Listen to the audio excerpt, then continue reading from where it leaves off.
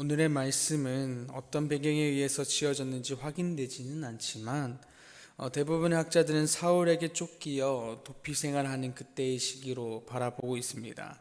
그래서 이러한 35편에서 다윗은 추격자의 손길에서 건져주기를 바라는 것과 또한 그들의 악행을 고발하고 공의로 하나님이 온전한 판결을 해주기를 바라는 그런 내용이 담겨 있는 것이 오늘 35편의 말씀입니다. 그래서 그 내용을 먼저 보게 되면 1절에서 10절까지가 이게 전반부로 나뉘게 되는데, 1절에서 10절까지의 다윗의 상황을 보게 되면은 원수들로부터의 추격, 그리고 또 생명의 위협 가운데 놓인 것을 보게 됩니다. 그 가운데 다윗은 1절에서부터 여호와여라고 부름으로 시작하고 있다라는 것이죠. 그의 모든 문제를 하나님께 올려드리고 있다라는 것입니다. 즉 하나님의 도우심 없이는 해결될 수 없음에 대한 고백이 그의 부름의 시작이다라는 것이죠. 이것은 단순히 내 힘으로 어려운 일이기에 하나님의 도우심을 구한다라는 것만이 아니라 나의 모든 것은 하나님에 의해서 시작되고 또는 하나님에 의해서 해결된다라는 그러한 믿음의 고백에 대한 부름이다라는 것입니다. 그래서 이것이 하나님을 향한 다윗의 마음이자 신앙이었다라는 것입니다. 우리들도 다윗과 같이 여러 문제들을 마주하게 될 텐데, 다윗처럼 하나님을 가장 먼저 의지하고 가장 먼저 하나님께 간구함으로 나아가는 모습이 우리의 모습이 되기를 소망합니다. 할 거 다 하고 마지막에서야 하나님을 찾는 믿음이 적은 자의 모습이 아니라 하나님의 그 선하심과 능력을 신뢰함으로 말미암아 하나님을 가장 먼저 의지하고 하나님께 먼저 간구하는 그런 믿음이, 그런 신앙이 우리들 가운데 있기를 소망합니다. 그렇게 하여서 나의 모든 것의 출발이 하나님이 되며 나의 모든 것이 하나님께 속하는 우리들이 되기를 소망합니다. 다윗은 하나님을 부른 뒤에 이제 점점 세세하게 자신의 문제들을 말하면서 하나님의 도우심을 구하며 나아갔습니다. 먼저 나와 다투는 자와 다투시고 또 나와 싸우는 자와 싸우소서의 간구는 이 출애굽기 23장 27절에서 근거한 고백이었습니다. 내가 내 위엄을 내 앞서 보내어 내가 이를 곳의 모든 백성을 물리치고 내 모든 원수들이 내게 등을 돌려 도망하게 할 것이며 라는 하나님의 약속이 있었다라는 것이죠.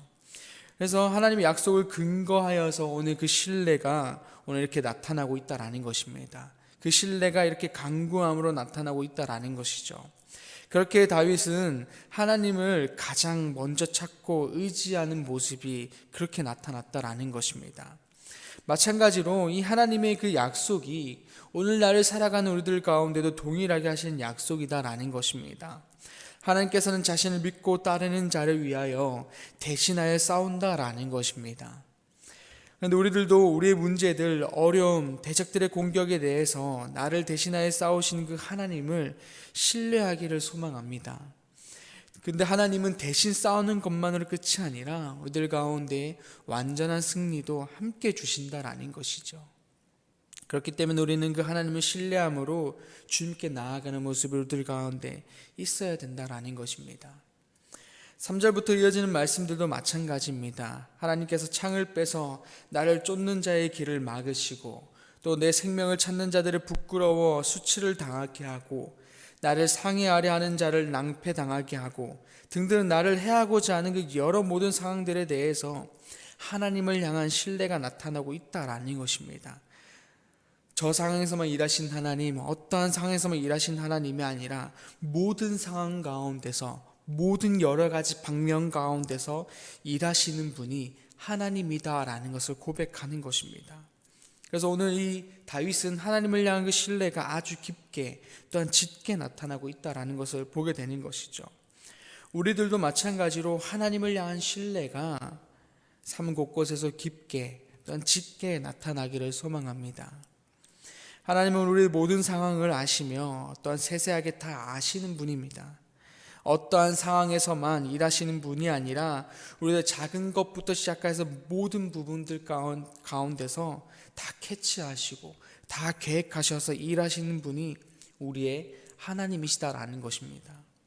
그렇게 우리는 나의 작은 것 하나하나 다 하나님께 드리면 그의 도우심과 일하심을 매 순간 누리며 살아가게 되는 것입니다.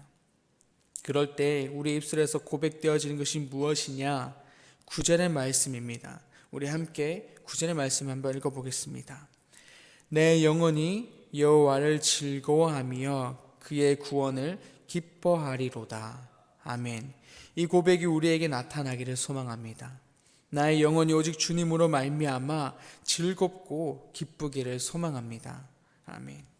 다음으로 11절부터 16절의 말씀을 보게 되면은 앞서 1절에서 10절까지는 다윗의 그 멸망을 원했던 자들의 실체가 드러나고 있다라는 것이죠.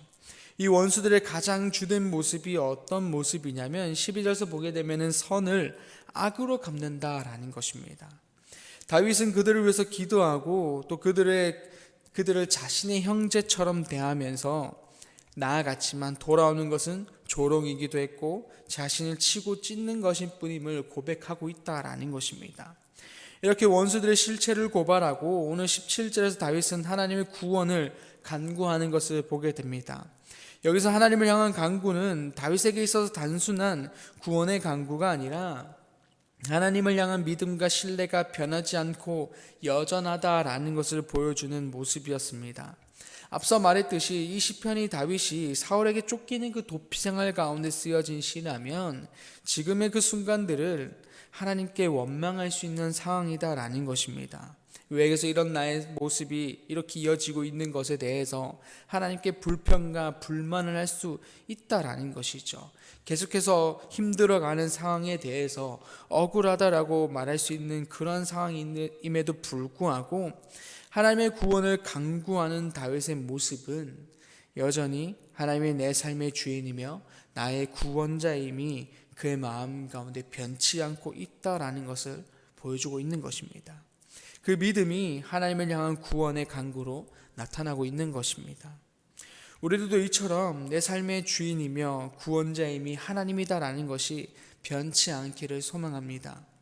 그래하여서 어떤 상황 가운데 놓일지라도 여전히 하나님을 구하며 여전히 하나님께 엎드려 우리들의 삶을 주님께 구하는 그러한 삶이 되기를 소망합니다. 다음으로 보게 되면은 또 19절에서 26절의 말씀을 보면 다윗은 다시금 그 원수들의 심판을 그 하나님께 호소하는 것을 보게 됩니다. 여기서 원수들을 향한 그 하나님의 심판은 오늘 자신을 향한 그 핍박 때문에 그들을 심판해 달라라고만을 말하는 것이 아닙니다. 원수들이 자신을 핍박하기 때문에 또 핍박하고 기뻐하는 것은 자신의 무너짐만이 아니라 그 개인의 무너짐만이 아니라 하나님을 믿는 자의 그 무너짐을 통해서 하나님의 공의로우심이 무너지는 것임을 말하고 있다라는 것입니다. 또한 20절에서 평안히 사는 자들을 모략한다라는 것을 통해서 하나님의 백성들을 넘어뜨리는 것, 하나님의 평안을 그들에서 없애게 한다라는 것을 말하고 있는 것이죠. 즉 그들을 향한 그 심판의 호소는 개인적인 간구가 아니라 오늘 힘든 상황 가운데서도 여전히 하나님의 공의가 또 하나님의 뜻이 이 땅 가운데 실현되기를 바라는 마음이 담겨 있다라는 것입니다. 다윗에게 있어서 하나님의 뜻이 하나님이 늘 먼저였다라는 것입니다. 그렇게 자신을 위한 간구보다 하나님의 뜻을 위한 간구가 더 나타나고 있다라는 것입니다. 그렇다면 우리가 드리는 하나님의 기도는 어떻습니까? 나의 개인적인 간구가 더 나타나고 있는가? 아니면 하나님을 위한 간구가 더 나타나고 있는가라는 것을 한번 좀 돌아봤으면 좋겠습니다. 여기서 나의 개인적인 기도가 필요 없다라고 말하는 것이 아니라 그 개인적인 기도 가운데에 하나님의 뜻이 담겨 있는가라는 것입니다. 다윗이 말하는 그 원수들의 심판은 어쨌든 자신의 구원에 대한 간구도 담겨 있지만 결국에 그 안에는 하나님 뜻이 더욱더 실현되기를 소망하는 하나님 뜻이 더욱더 담겨 있다라는 것이죠. 이렇듯 우리들도 그저 나의 개인적인 소망에 의한 간구가 아니라 하나님의 뜻을 담아드리는 간구가, 그런 기도가 우리의 기도가 되기를 소망합니다. 그렇게 하여서 하나님께 기쁘게 드려지는 우리의 기도가 되기를 소망합니다. 마지막으로 보게 되면 27절에서 28절에서 지금의 시간은 여전히 변하지 않는 고통과 고난이지만 소망을 바라보며 간구하는 다윗이 나오게 됩니다. 오늘 27절에서 나의 의를 즐거워하는 자, 즉 다윗의 의를 즐거워한다라는 것인데, 이것은 그저 다윗을 지지하는 사람들만을 말하는 것이 아니라 다윗을 세우신 하나님의 뜻이 다윗을 통해서 온전해지기를 바라는 자들이다 라는 것입니다. 결국 다윗을 통해서 하나님의 의를 즐거워한다라는 것입니다.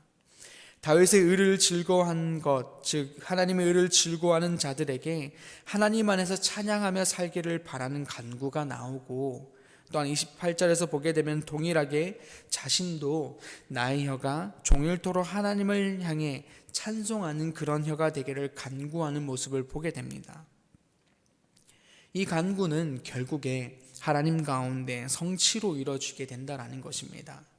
하나님을 의지하고 하나님 뜻 가운데 세워진 다윗을 의지한 자들은 하나님께서 함께 하심을 말미암아 결국에 사울은 죽고 다윗은 승리로 서게 되는 것이죠. 결국에 이 간구가 나중에 하나님의 은혜 가운데 성취로 이루어지게 된다라는 것입니다. 백성들도 하나님을 찬양하며 오늘 다윗도 입술에서 여호와를 찬송하는 그 입술로 변하게 되는, 결국엔 이루어지는 그런 성취 가운데 있게 된다라는 것입니다. 마찬가지로 우리들도 하나님을 의지하고 하나님을 따를 때 우리를 이렇게 승리의 삶으로 이끄시고 이 간구의 모습이 우리에게 나타나게 된다라는 것입니다. 우리의 입술에 하나님을 찬양하며 하나님 안에서 즐겁고 기쁜 그 모습이 우리들 가운데도 동일하게 나타난다라는 것이죠.